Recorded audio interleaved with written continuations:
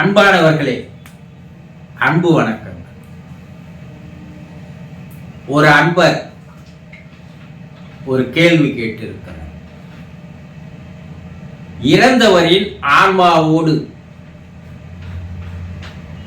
தொடர்பு கொண்டால் நல்லது நடக்குமா, கெட்டது நடக்குமா? இதுதான் அவருடைய கேள்வி. அவர் குடும்பத்தில் தாயோ தந்தையோ இறந்திருக்கலாம், அல்லது கணவனோ மனைவியோ இறந்திருக்கலாம். அப்படி இறந்து போனவர்களுடைய ஆன்மா ஆவி உலகிலே, மேல் உலகிலே, சிவலோகத்திலே, யமலோகத்திலே இருக்கிறது. அந்த ஆன்மாவோடு தொடர்பு கொண்டால் நமக்கு நல்லது நடக்குமா, கெட்டது நடக்குமா? நீங்கள் எந்த மனோபாவத்தோடு இருந்து அவர்களோடு தொடர்பு கொள்கிறீர்கள் என்பது மிக மிக முக்கியம். நீங்கள் ஒரு வேதனையோடு, ஒரு கவலையோடு, ஒரு துக்கத்தோடு, ஒரு துயரத்தோடு இருந்து கொண்டு அவர்களோடு தொடர்பு கொண்டால் அங்கிருந்து உங்களுக்கு நல்லது நடப்பதற்கு வாய்ப்புகள் குறைவாகிவிடும். அதே நேரத்தில் அங்கிருக்கின்ற ஆன்மா கவலையோடு, துன்பத்தோடு, துக்கத்தோடு, துயரத்தோடு, வேதனையில் இருந்து கொண்டிருந்தால் அப்போது நீங்கள் தொடர்பு கொண்டாலும் நல்லது நடப்பது என்பது மிக மிக அரிதாக இருக்கும். உங்களுடைய மனநிலையும் சரியாக இருக்க வேண்டும், அவர்களுடைய மனநிலையும் சரியாக இருக்க வேண்டும். இதை என்ன சொல்லுவாங்கன்னா, அவர்களுடைய ஆன்மா சாந்தி அடைந்திருந்தால், சமாதானமாகி இருந்தால், மனம் அமைதி அடைந்து இருந்தால், உங்களுடைய மனமும் அவர்களுடைய பிரிவை ஏற்றுக்கொண்டு நீங்களும் ஒரு சமாதான நிலைக்கு வந்து ஒரு மன வலிமையை பெற்று, அதே நேரத்தில் அவர்களும் அதே நிலையில் இருக்கும் போது இருவருடைய மன எண்ண அலைகள் ஒரே மாதிரி இருக்கும் போது நீங்கள் தொடர்பு கொண்டால் அதனால் உங்களுக்கு பலவிதமான நன்மைகள் ஏற்படுவதற்கு 100% வாய்ப்புகள் உண்டு. நீங்கள் அவர்களிடம் வைக்கின்ற கோரிக்கைகள், உங்களுடைய ஆசைகள், விருப்பங்கள், நிறைவேற முடியாத சில செயல்கள், இதையெல்லாம் நீங்கள் அவர்களிடம் கேட்டால் அதை நிறைவேற்றி தருகின்ற நிலையில் அவர்கள் இருக்கிறார்கள்.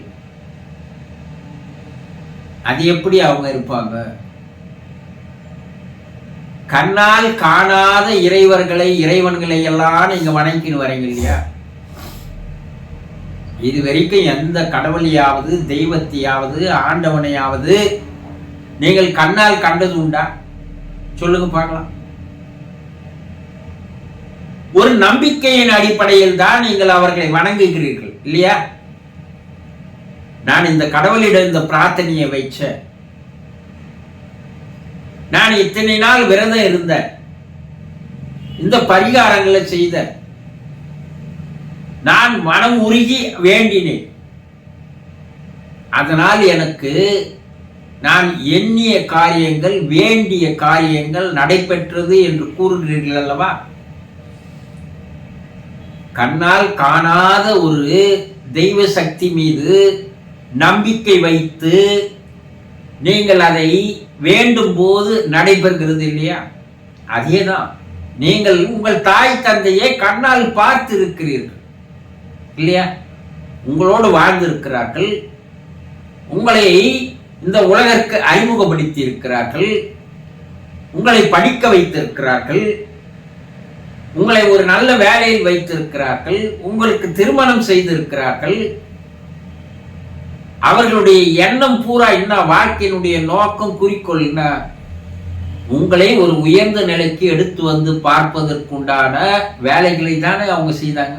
உங்க மீது அன்பும் அக்கறையும் இருந்தவர்கள் தானே. தெய்வத்தை கூட 1000 மடங்கு சக்தி அவர்களிடம் இருக்கிறது இல்லையா? அப்ப அவர்களிடம் வேண்டும் போது உங்களுடைய கோரிக்கைகள் 100% நிறைவேறும். எந்த ஒரு ஆன்மாவும் கெடுதல்களை செய்யாது. அதனால நீங்க பயப்பட வேண்டிய அவசியமே இல்லை. எனக்கு எதனா கெடுதல் நடக்குமா அவங்களோட தொடர்பு கொண்டா? அது எப்படி உங்க ரத்த சம்பந்தம், அது எப்படி உங்களுக்கு கெடுதல்களை செய்துவாங்க? எந்த கடவுளும் எந்த மனிதனுக்கும் உயிரினங்களுக்கும் கெடுதல்கள் செய்வதே கிடையாது. அப்ப அவன் இறைவனே இல்லை இல்லையா? அப்போ உங்களுடைய தாய் தகப்பன் உங்களுக்கு கெடுதல் செய்வார்கள் எப்படி என்று எண்ணுகிறீர்கள்? இது ஒரு மடத்தனமான எண்ணம் இல்லையா? எந்த ஒரு ஆன்மாவும், இறந்து போன ஆன்மாவும் அவர்களுடைய குடும்ப உறுப்பினர்களுக்கு, அவர்களுடைய இரத்த சம்பந்தம் இருக்கின்ற உறவுகளுக்கு கெடுதல்களை செய்யவே செய்யாது. அதனால நீங்க பயப்பட வேண்டிய அவசியம் இல்லை. நன்மைகளைத்தான் 100% செய்யும். அதற்கு முக்கிய காரணம் உங்களுடைய மனநிலையும் அவர்களுடைய மனநிலையும் ஒரே நிலையில் இருக்க வேண்டும் என்பதுதான் முக்கியம். நீங்க துன்பத்துல கவலையில இருந்துன்னு, அவங்களும் துன்பத்துல கவலையில இருந்துன்னு நீங்க அவர்களோடு தொடர்பு கொள்ளும் போது நல்லது நடக்கலன்னா நடக்காது. நீங்களும் ஒரு மனப்பக்குவ நிலைக்கு வர வேண்டும், மன ஆறுதல் நிலைக்கு வர வேண்டும், ஒரு சந்தோஷமான நிலைக்கு, ஒரு இன்பமான நிலைக்கு, ஒரு மகிழ்ச்சியான நிலைக்கு, ஒரு ஆனந்த நிலைக்கு உங்கள் மனம் அலைன்மெண்ட் வரணும். அவர் இறந்துட்டாரு, நான் எப்படி மகிழ்ச்சியா இருக்க முடியும் அப்படின்னா, இறந்தவர் தான், திரும்பி வரப்போவதே கிடையாது இல்லையா? அது இறைவனுடைய கட்டளை, அவர் போய்விட்டார்.